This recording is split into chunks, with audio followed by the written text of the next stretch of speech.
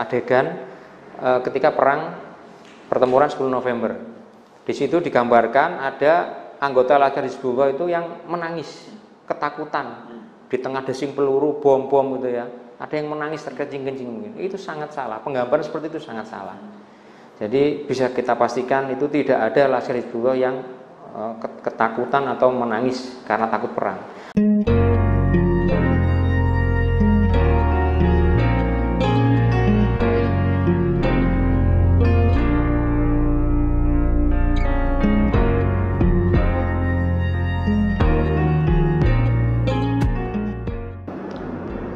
Halo pemirsa, mungkin Anda yang sudah menyaksikan beberapa video di YouTube Jombang Channel, khususnya tentang penelusuran sejarah Jombang, Anda sudah tidak asing lagi dengan Mas yang ada di sebelah saya. Ya betul, beliau adalah Mas Faisal, salah satu peneliti sejarah Jombang. Nah, hari ini kita akan membahas mengenai buku yang pernah diciptakan atau buku karya dari Mas Faisal ini, yaitu buku Jejak Laskar Hizbullah Jombang. Nah, sebelum kita ke buku ini, teman-teman, kita akan mengetahui dulu bagaimana, kita flashback dulu bagaimana awalnya Mas Faisal ini meneliti sejarah Jombang. Ini gimana ini Mas Faisal? Ya, terima kasih Mas Yodi. Jadi kalau kita ya ada beberapa, jadi Jombang ini ada kira-kira sudah ada komunitas penelusur sejarah. Jadi saya juga ada beberapa teman itu karena kita ini lebih tepat disebut pemerhati sejarah, atau saya lebih tepat disebut penelusur sejarah. Kenapa tidak disebut sejarawan? Karena background kita ini bukan istilahnya pendidikan formal, jadi tidak kuliah atau mengantongi gelar sarjana atau akademik jurusan sejarah atau ilmu sejarah. Makanya kita ini dari berbagai latar belakang yang mempunyai minat, ketertarikan menelusuri sejarah Jombang. Makanya kita ini ada beberapa orang itu lebih tepat disebut penelusur sejarah Jombang. Nah, untuk teman-teman ada yang tertarik tentang sejarah Jombang dari sudut era Majapahitnya misalnya ya. Kemudian ada yang spesialisasi menelusuri bekas pabrik gula, rel kereta api, dan pemetaan atau kartografi, macam-macam. Nah, kalau saya ini memang lebih tertarik untuk menelusuri sejarah perjuangan, jadi khususnya Laskar Hizbullah Jombang. Kira-kira seperti itu awalnya sebelum lahirnya atau bisa menciptakan buku ini.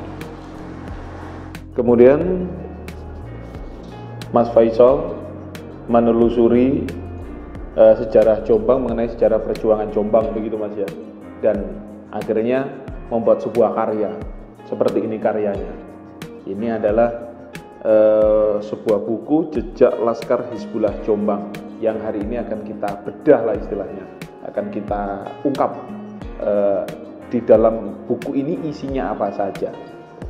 Ya Mas Faisal, ini seperti apa ini bukunya ini? Mungkin bisa dijelaskan ini, Jejak Laskar Hizbullah Jombang.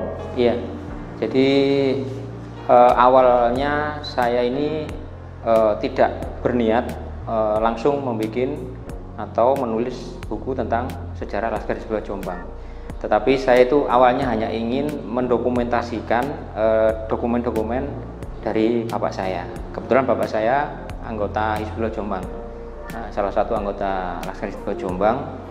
Nah, beliau itu kelahiran tahun 1929, bergabung mulai tahun 1945 saat berusia 16, karena dulu syaratnya untuk diterima sebagai anggota Laskar Hizbullah Jombang itu minimal usianya 16 tahun. Nah, ketika beliau wafat tahun 1997 itu beliau meninggalkan banyak dokumen-dokumen yang cukup berharga. Ternyata setelah saya pelajari itu ingin saya bukukan semacam biografi bapak saya. Awalnya hanya untuk konsumsi internal aja keluarga. Ternyata setelah saya konsultasikan dengan beberapa teman, beberapa penulis yang paham tentang penulisan buku, bahannya tentang dibuat biografi bapak saya itu kurang banyak. Jadi belum layak atau tidak layak nanti kalau diangkat sebagai biografi. Nah, mereka memberi saran, justru data-data itu sangat menarik kalau dikembangkan menjadi Laskar Hizbullah Jombangnya sebagai satu kesatuan. Nah, dari situ akhirnya saya mulai riset,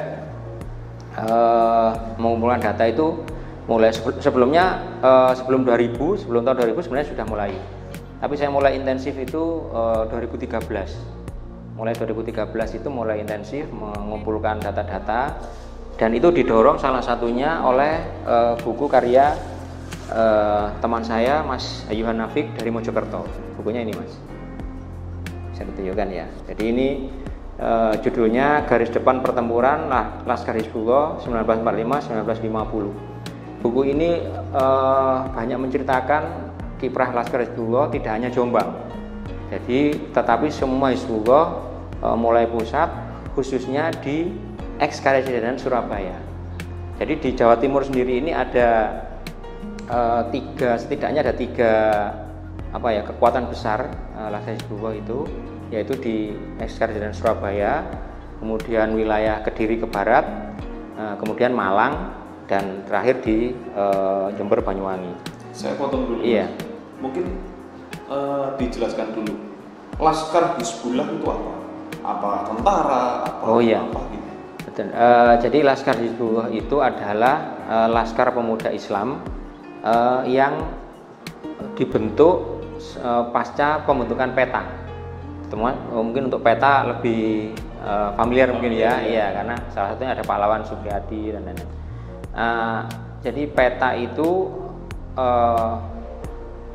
suatu badan kelaskaran atau memang tentara ya, yang disiapkan kesatuan tempur oleh Jepang, tapi anggotanya itu tidak hanya pemuda-pemuda Islam, tapi gabungan, jadi istilahnya nasionalis, jadi tidak hanya yang beragama Islam. Nah, untuk Laskar Hizbullah itu dibentuk, kalau peta itu mulai tahun 43, kemudian sampai 44. Nah, Laskar Hizbullah itu SK-nya disetujui Jepang, pembentukannya itu mulai akhir 44 dan mulai dibentuk awal 45 sebelum kejatuhan Jepang. Nah, kalau khusus Laskar Hizbullah itu anggotanya pasti dari pemuda-pemuda Islam yang berusia 16 tahun sampai 25 tahun. Di bawah 16 tidak boleh bergabung karena masih di bawah umur, terlalu muda. Di atas 25 tahun istilahnya dianggap tua, sehingga membentuk sendiri namanya Barisan Sabilillah. Jadi itu Barisan Sabilillah itu kesatuan tersendiri, anggotanya itu istilahnya gus-gus ya, gus-gus, kemudian kiai-kiai yang sudah senior. Nah, itu terpisah sendiri kesatuannya dari Laskar Hizbullah. Laskar Hizbullah itu dibentuk atas restu Jepang, yang membentuk adalah Masyumi. Jadi dulu Masyumi itu sebelum menjadi partai ya, Majelis Syuro Muslim Indonesia, itu adalah gabungan dari beberapa organisasi Islam, diantaranya NU, Muhammadiyah, PSII, yang bergabung di Masyumi. Nah, itu kira-kira. Jadi memang dia kesatuan tempur, tapi tidak. Disinilah pandainya diplomasi dari bapaknya Gus Dur, jadi Yai Wahid Hasyim itu, biar para santri atau pemuda Islam ini tidak dimanfaatkan Jepang untuk dikirim untuk kepentingan dia bertempur melawan sekutu, tapi pemuda Islam atau orang Islam di Indonesia ini punya kesatuan tempur yang sudah disiapkan nanti untuk merebut dan mempertahankan kemerdekaan. Jadi waktu itu hasil negosiasinya atau berpolitiknya itu bagus sekali. Jadi kalau peta memang disiapkan untuk maju di garis depan, maka Hizbullah ini pasukan cadangan, kira-kira seperti itu, sehingga tidak sampai dikirim keluar dari Indonesia, kira-kira seperti itu. Nah, ini dibentuk di pusat, pelatihannya di Cibarusa, kemudian menghasilkan 500 perwira. 500 ini nanti kembali ke daerahnya masing-masing, membentuk pelatih lagi, pelatihnya nanti baru melatih lagi yang ribuan itu. Kira-kira gambarnya seperti itu untuk Hizbullah. Kemudian lanjut. Iya, jadi setelah 2013 bukunya Mas Ayuhan Nafik dari Mojokerto ini terbit, setelah saya baca itu ternyata isinya itu mengkonfirmasi catatan-catatan dokumen bapak saya. Jadi istilahnya kalau ada missing link itu saya menemukannya di sini. Nah, itu membuat saya semakin bersemangat. Akhirnya saya bisa bertemu Mas Yohan, berkonsultasi. Oh ya Mas, ini bisa nanti dibikin sendiri untuk Laskar Hizbullah Jombang. Sehingga saya mengkhususkan diri untuk membentuk atau menulis buku tentang Laskar Hizbullah Jombang ini. Nah, dalam perjalanannya itu Mas, ini salah satu dokumen pendukung kan, karena dia terbit dulu 2013. Buku saya ini baru terbit itu November 2018, jadi 5 tahun kemudian. Nah, sepanjang 5 tahun itu saya harus melakukan riset, jadi di samping menelusuri catatan bapak saya, menemui keturunan dari teman sekesatuan bapak saya kan, karena kebetulan kan sudah meninggal. Keluarga-keluarga yang masih bisa saya temui, alhamdulillah saya banyak mendapatkan dokumen-dokumen juga, bahkan lebih lengkap dari milik ayah saya. Nah, perjuangannya itu tadi Mas, jadi kalau dulu perjuangan bapak kita itu bertempur, nah kita ini ingin menuliskan saja. Motivasinya akhirnya karena itu tadi saya harus untuk menghargai atau membalas jasa itu setidaknya bisa mendokumentasikan biar generasi muda, anak cucu kita ini paham bahwa bapak-bapaknya, mbah-mbahnya dulu itu ikut berjuang menegakkan kemerdekaan, mempertahankan kemerdekaan Indonesia itu. Jadi di Jombang ini pernah ada, walaupun nanti semua kesatuan kelaskaran itu bergabung di TNI Mas ya, tapi itu kan setelah periode melewati 44, 45, 46, 47, 48 baru semuanya bergabung di TNI. Tapi pernah ada bahwa Laskar Hizbullah itu eksis khususnya di Jombang. Nah, dalam perjalanan itu saya mengumpulkan beberapa dokumen dari buku, foto ya, berbagai macam sumber. Nah, itu diantaranya ini ada buku-buku yang sudah saya kumpulkan. Itu ada buku yang saya menyebutnya buku babon Mas. Jadi kenapa buku babon? Ini sudah fotokopi. Ini sudah fotokopi. Jadi ini judulnya Sejarah Singkat Batalion 39 Condromowo Divisi 1. Nah, ini ditulis ketika reuni pertama. Jadi anggota Laskar Hizbullah Jombang dan Mojokerto dan ex-Karesidenan Surabaya itu nanti dipecah akhirnya menjadi dua. Satunya Batalion Condromowo, satunya Batalion 42 Diponegoro.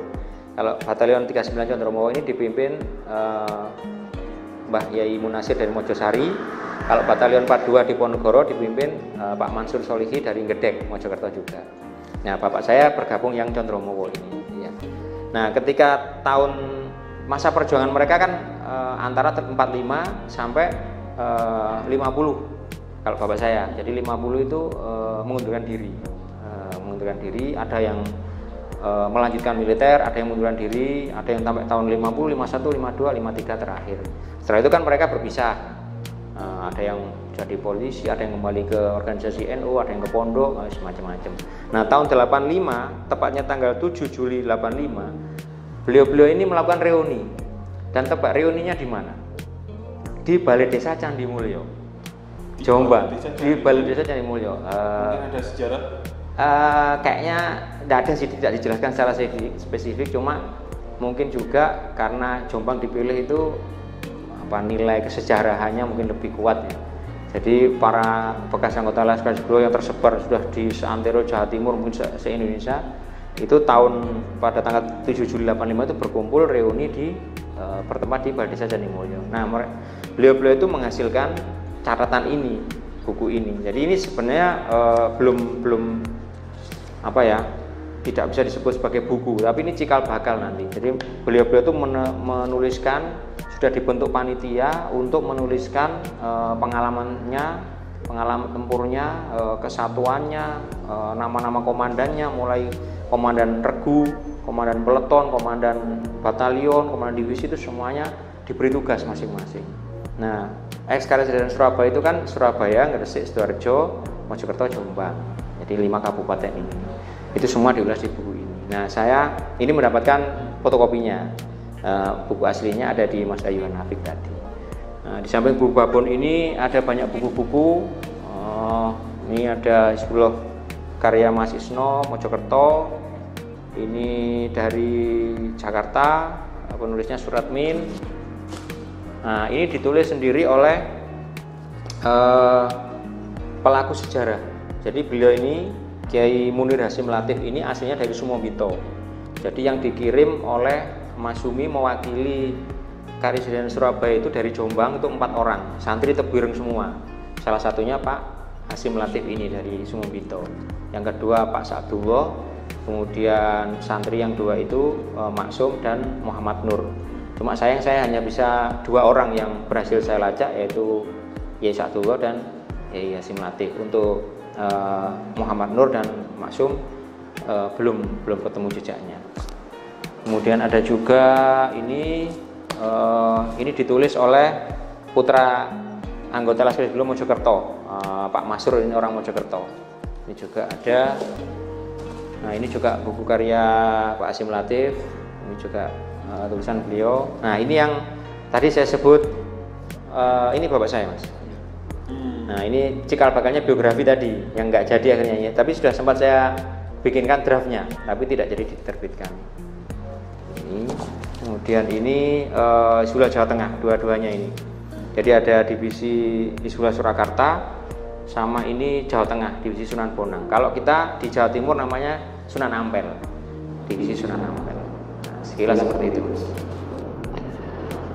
Kemudian itu tadi sekilas, Mas, pemirsa, sekilas tentang bagaimana referensi dan catatan yang digali oleh Mas Faisal sehingga Mas Faisal pada akhirnya bisa membukukan buku ini ya. Ini yang menarik apa ini, Mas, dari buku? Nah, sekarang kita bicara soal bukunya ya. Tadi kan soal latar belakang dan proses penulisan dan penelusuran sejarah.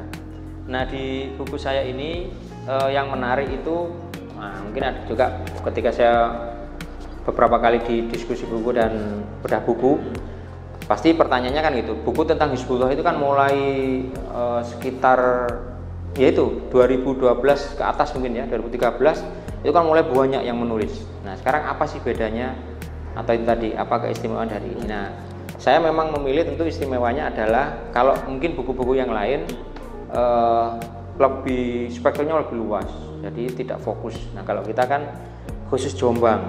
Jadi di sini nanti saya mulai awalnya itu dari soal bendera, Mas. Nah, ini bendera, kalau sudah menyangkut bendera ini kan lambang kesatuan ya.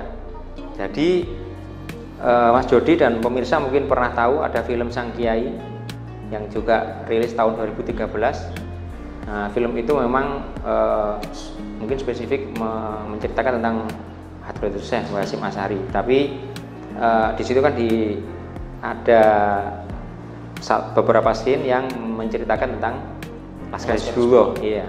Nah, di film Sang Kiai 2013 karya Rago Prijanto itu ada beberapa, setidaknya ada 2 yang kurang tepat. Jadi istilahnya ini kritik ya. Walaupun saya sangat menghargai, sangat hormat dan berterima kasih ada film itu, tapi tetap harus ada 2 yang saya kritik dan itu perlu saya luruskan. Yang pertama soal bendera. Jadi lambang atau logo bendera Laskar Hizbullah. Di film itu logonya itu bulan bintang, bulannya menghadap ke atas, kemudian bintang di tengahnya, kemudian ada sinarnya. Nah, hasil riset saya itu bukan bendera Hizbullah, tapi itu adalah bendera salah satu batalion Hizbullah, tepatnya dari Front Kuala Tungkal Sumatera ya, Jambi kalau nggak salah. Nah, bendera yang tepat itu Laskar Hizbullah itu seperti ini. Jadi bulan bintang. Ini kan fotonya diambil kebetulan dari belakang ya fotografernya. Jadi yang benar itu sebenarnya kalau kita tinggal balik. Jadi sebenarnya bulan bintangnya menghadap ke sini. Kalau kita dari sini berarti ke kiri, menyamping. Jadi tidak posisi vertikal gini dan tidak ada sinarnya. Jadi di posisi bulannya itu membelakangi tiangnya. Nah, bulan sabit ya. Membelakangi tiang. Karena logonya ini juga terinspirasi memang dari logo Masyumi, karena kita tahu logo Masyumi itu bulan bintangnya menghadap ke atas. Nah, makanya tadi mungkin dianggap saya nggak tahu filmnya itu risetnya kurang, sudah diburu waktu atau gimana. Jadi saya perlu meluruskan di sini. Mungkin kalau yang pernah melihat film Sang Kiai itu, dan itu selalu diputar kayaknya pas peringatan Hari Santri ya, tiap 22 Oktober setiap tahun.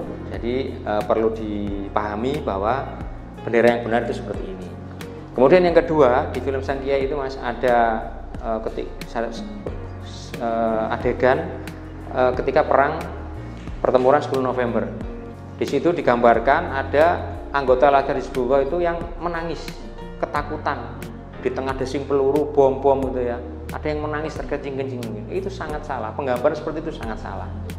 Jadi bisa kita pastikan itu tidak ada Laskar Hizbullah yang ketakutan atau menangis karena takut perang. Yang ada itu adalah anggota Hizbullah menangis karena enggak gauman, kata orang Jombang, gauman truk atau angkutan transportasi kereta berangkat ke Surabaya untuk menghadapi perang. Tidak hanya ketinggalan, memang sudah nggak muat. Nah itu banyak yang menangis dan itu saya temukan ada referensinya. Saya memahami itu adegan dramatisasi ya, dalam film atau drama teater itu kan memang diperlukan. Cuma dramatisasi itu kurang tepat karena kalau itu dianggap wajar oleh generasi muda yang tidak paham sejarah, konteks sejarah, maka dianggap